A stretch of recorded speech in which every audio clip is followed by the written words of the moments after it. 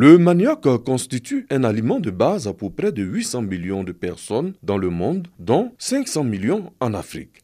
Les produits dérivés multiples du manioc, notamment l'attiqué, font l'objet de consommation et de commerce sous-régional.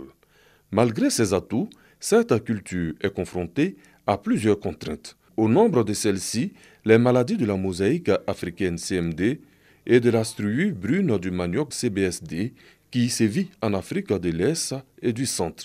Pour freiner la progression de la CBSD vers l'Afrique de l'Ouest et mieux contrôler la CMD, le programme ouest africain d'épidémiologie virale WAV Côte d'Ivoire a initié à Yamoussoukro un atelier pour élaborer un plan d'action national. Cette maladie est très sévère et nous devons faire tout pour ne pas qu'elle arrive en Afrique de l'Ouest et ou bien dès qu'elle arrive, nous devons pouvoir la contrôler.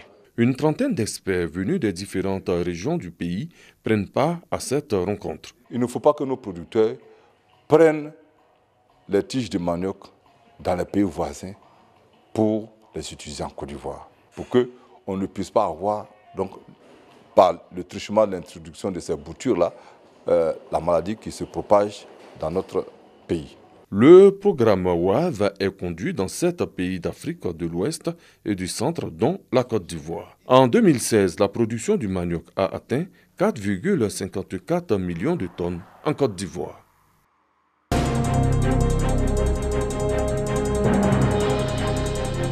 Au Djéné, c'est le temps de la sécheresse. Et comme dans de nombreuses localités du nord de la Côte d'Ivoire, le spectre des feux de brousse est permanent. Les autorités en charge de la protection de la faune et de la flore et le corps préfectoral ont déjà commencé la sensibilisation des populations. Le fléau auquel nous avons à faire face à chaque occasion de la saison sèche, c'est le feu de brousse. Les feux de brousse qui détruisent, qui amenuisent, qui anéantissent les efforts des populations et les efforts des institutions, les efforts du gouvernement dans le cadre du reboisement. Notre région devient de jour en jour désertique. Mais le gouvernement prend des dispositions pour procéder au reboisement. Ce reboisement doit pouvoir tenir si les populations y veillent. En 2017, un gigantesque feu de brousse avait causé d'énormes dégâts matériels et causé la mort d'un enfant dans le département de Séguélon. Entre sensibilisation et exhortation à lutter contre les feux de brousse et appel à préserver l'environnement, les responsables des eaux et forêts du Kabadougou ont obtenu l'adhésion des populations à une opération de planting d'arbres. Un acte citoyen qui participe de la reconstruction du couvert forestier ivoirien détruit aux 3/4. Le maire d'Odiéné et le président du conseil régional du Kabadougou, lors de l'opération du planting d'arbres, ont invité les populations à protéger et sauvegarder l'environnement.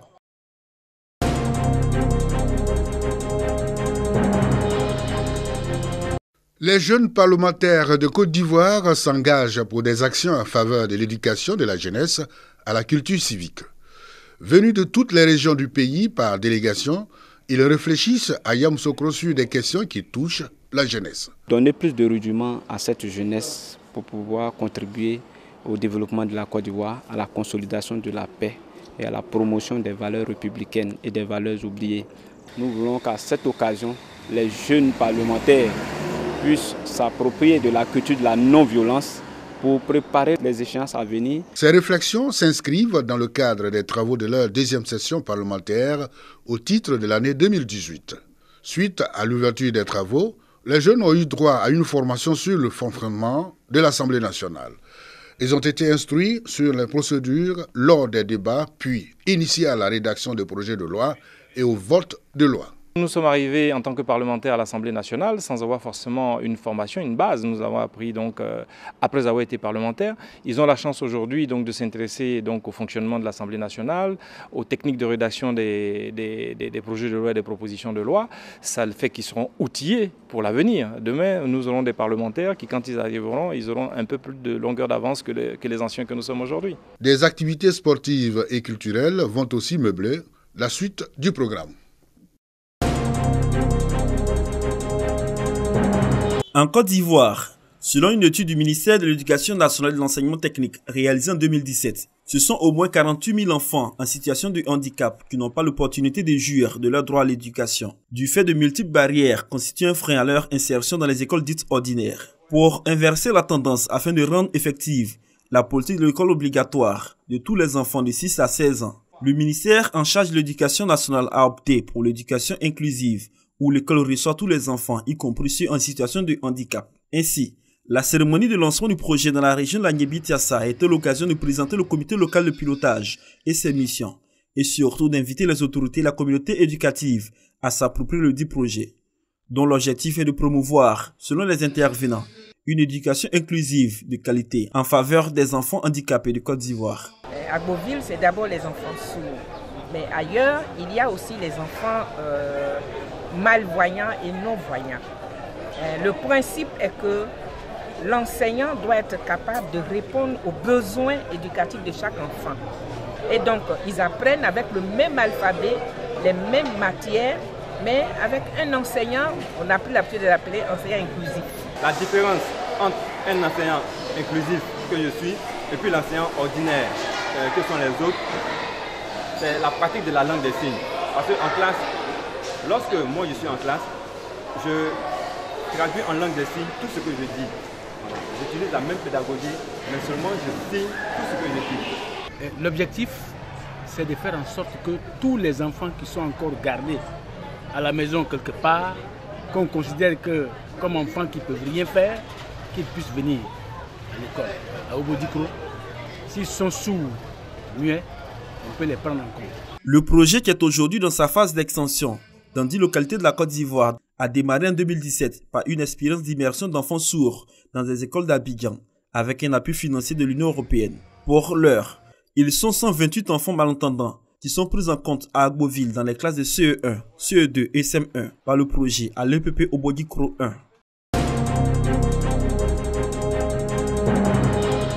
Les forces armées de Côte d'Ivoire veulent briser le mur de la méfiance entre elles et les populations. Pour y parvenir, des initiatives sont prises à travers des actions civilo-militaires à leur actif et une journée de consultation médicale gratuite en faveur des populations. Cette journée porte ouverte vient à point nommé pour dire à la population que nous sommes là pour elle et nous ne sommes pas contre la population et que tous les militaires travaillent pour la population. Les populations venues en grand nombre ont eu droit à des consultations en médecine générale, ophtalmologique et pédiatrique.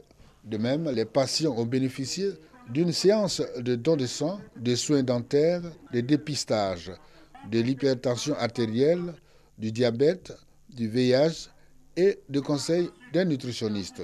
Je suis satisfait de la consultation et je dis merci aux initiateurs. C'est une façon aussi de rapprocher la population au corps militaire. C'est important de temps en temps que ces activités se déroulent au niveau de Boaké ici. Les initiateurs de l'action sociale comptent pérenniser cette activité civilo-militaire pour le bien-être des populations. Cette journée porte ouverte est à sa première édition à Boaké.